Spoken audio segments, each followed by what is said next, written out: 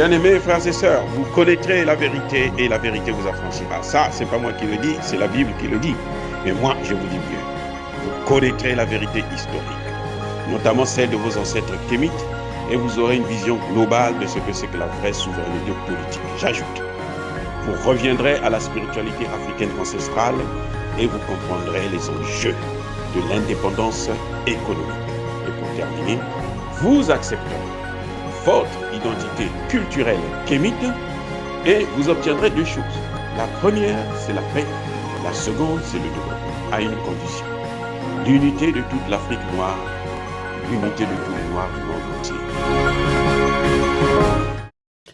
Otep à tous, bienvenue sur la chaîne des panafricanistes par essence, par conviction et par excellence. Celle des citoyens kémites par nécessité et obligation de combat. Nous sommes une chaîne qui n'est guidée que par nos ancêtres et rien que par les ancêtres qui appartiennent à l'égrégore du monde noir. Par conséquent, nous ne croyons en aucun Dieu venu de l'étranger. Toutefois, cette vidéo n'est aucunement destinée à inciter à la haine ou à la violence, car nous menons un combat qui est d'abord et avant tout spirituel, intellectuel et démocratique. Ensuite, il est politique, géopolitique et géostratégique. Contre l'impérialisme, le colonialisme, le néocolonialisme et l'endocoloniat, qui sont tous qualifiés de crimes contre l'humanité. Nous menons ce combat sur la base du principe fondamental que nous avons hérité de nos ancêtres kémites, qui est celui de la Mahat, c'est-à-dire solidarité, vérité et justice. Vous êtes donc en droit de connaître la vérité, et nous avons l'obligation de vous dire la vérité, rien que la vérité, afin que justice soit rendue au continent africain. Et ça, c'est notre modeste contribution dans cette noble lutte en faveur de la souveraineté, la dignité, la solidarité et l'unité africaine. C'est exactement ça que nous appelons le panafricanisme. Bien-aimés frères et sœurs, quelles sont les raisons de l'assassinat d'Idriss Déby Itno au Tchad? Pourquoi le président Idriss Déby Itno a été assassiné par les services secrets français? Je pense que c'est maintenant un secret pour personne. Ce n'est pas les rebelles tchadiens qui ont tué Idriss Déby Itno. Mais vous le savez très bien que Idriss Déby Itno a toujours été protégé par la France. Chaque fois que les rebelles se sont retrouvés autour du palais présidentiel, ceux qui venaient le sauver, ce sont les Français. Donc, Idriss Déby Itno, cette fois-ci aussi, a été assassiné par balle. Ils disent au combat, mais en tout cas, il n'a pas été assassiné. Or, ben, on l'avait amené sur le terrain de son assassinat, parce que c'est ça leur spécialité. Mais en réalité, Idriss Déby Itno n'a pas été assassiné par les rebelles. C'est ça, les rebelles ont nié. Donc, c'est une affaire des Français, c'est des Français qui voulaient rendre des comptes à ce type. Mais pourquoi l'avoir tué? C'est de ça que nous allons parler tout de suite. Alors,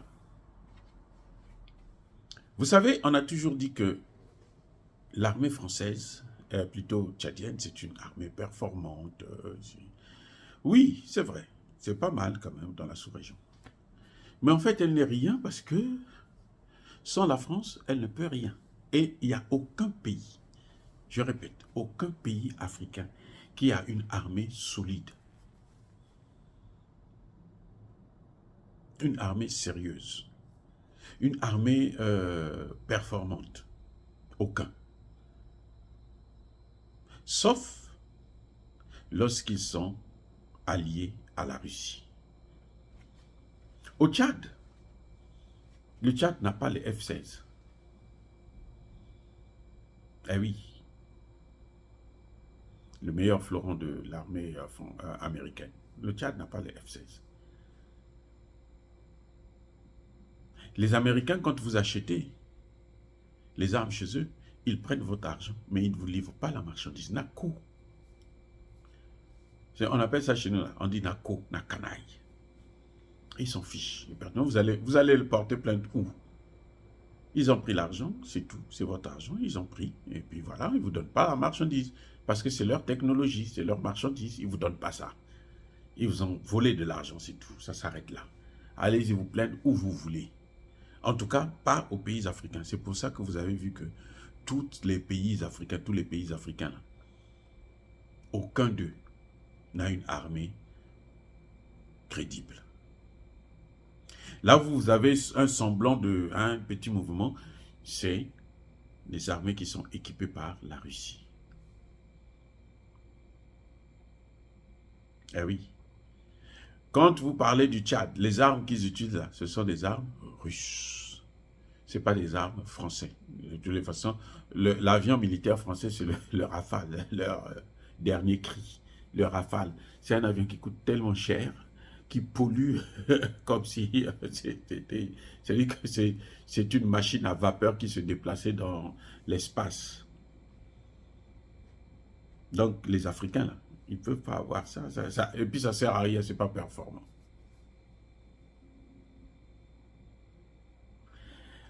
Ce qui s'est passé avec Idriss Déby, c'est qu'à un moment donné, Idriss Déby s'est tourné vers la Russie. C'est vrai, vous allez me dire que c'est la France qui exploite le pétrole. Mais maintenant, là, le père avait fait rentrer Rosatom, une compagnie soviétique, une compagnie russe. Et c'est cette compagnie qui est en train de travailler dans le domaine de l'électrification du Tchad.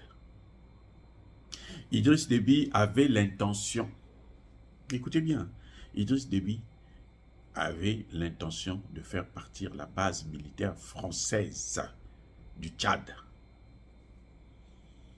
pour faire venir, pour continuer à travailler maintenant avec les Russes. Peut-être pas pour installer une base militaire russe, parce que bon, les Russes n'ont pas encore de base militaire en Afrique, jusqu'à maintenant. Mais au moins pour travailler avec eux, pour que les Russes puissent les aider à, comment dirais-je, à sécuriser le pays, à équiper l'armée, ainsi de suite. Parce que vous savez, les Russes ont formé plus de cadres militaires africains que la France, que les États-Unis, que l'Angleterre. Ah oui. Donc voilà ce qui a fait que les Français ne pouvaient plus supporter cette situation.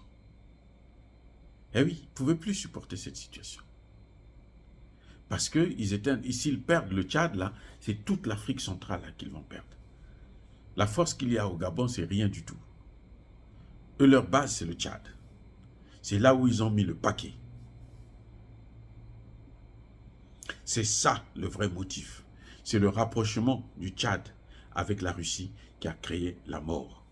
Et c'est pour ça que Emmanuel Macron est en train de tout faire, y compris avec même les États-Unis. Sur ce point, ils sont tendres. Les États-Unis, certes, ils veulent chasser les Français pour prendre la place, mais ils sont tendres, Emmanuel Macron s'entend avec les Américains pour faire en sorte que recadrer Idriss Déby, le fils, Kaka Déby, pour qu'il ne puisse pas du tout parler avec les Russes.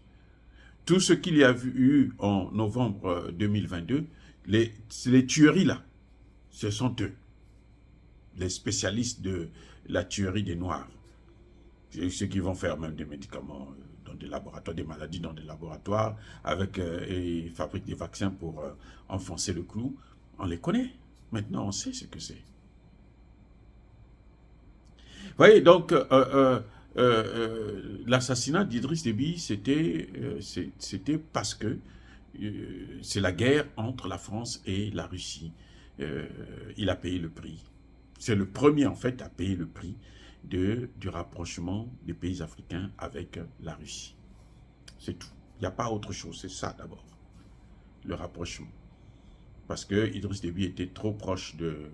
Et Idriss Déby aussi voulait que changer le franc CFA. Pour lui, le franc CFA n'avait plus de raison d'exister. Idriss Déby l'a dit. Pas comme nos chefs d'État aujourd'hui, qui sont incapables de dire que, ne serait-ce que de dire que le franc CFA n'est pas bon. Ah oui, Paul Biya a dit que nous voulons la souveraineté, mais il passe par des mots, si vous ne comprenez pas, vous ne pouvez pas savoir. Ça, ce n'est pas la diplomatie. Quand c'est la souveraineté, là, vous devez dire exactement. Et c'est pour ça qu'ils n'ont pas le soutien de leur population. Les chefs d'État africains, là, surtout en Afrique centrale, ils n'ont pas le soutien des populations parce qu'ils ne disent pas les choses telles qu'elles sont plutôt. Ils se cachent toujours derrière des mots. Dites que le CFA n'est pas bon, nous devons changer. Mais s'ils disent ça, ça veut dire qu'ils affirment leur souveraineté. Or, ils ont l'interdiction d'affirmer leur souveraineté. C'est pour ça qu'ils ont des problèmes. Oh, bien aimés frères et sœurs, dire cela, c'est insister à la haine ou à la violence? Non, pas du tout. Je persiste et je signe encore une fois de plus. Soyez bénis et abondamment bénis par le Dieu des Kémites. Mais que tous ceux qui persécutent le continent africain, tous ceux qui le déstabilisent et le pillent, qu'ils soient noirs, blancs, chinois, arabes, ou qui que ce soit, qu'ils soient maudits, punis, foudroyés, neutralisés par le Dieu des Kémites et par nos ancêtres angélisés. Vive l'Afrique éternelle, j'ai dit et j'assume.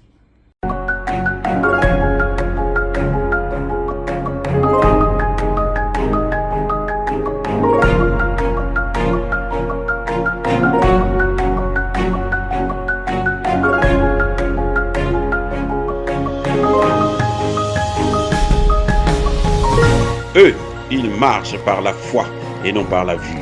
Mais moi, je vous conseille vivement de marcher par la connaissance scientifique et historique, notamment celle de nos ancêtres kémites, par les 5 sens et par l'intelligence. À vous, Apia.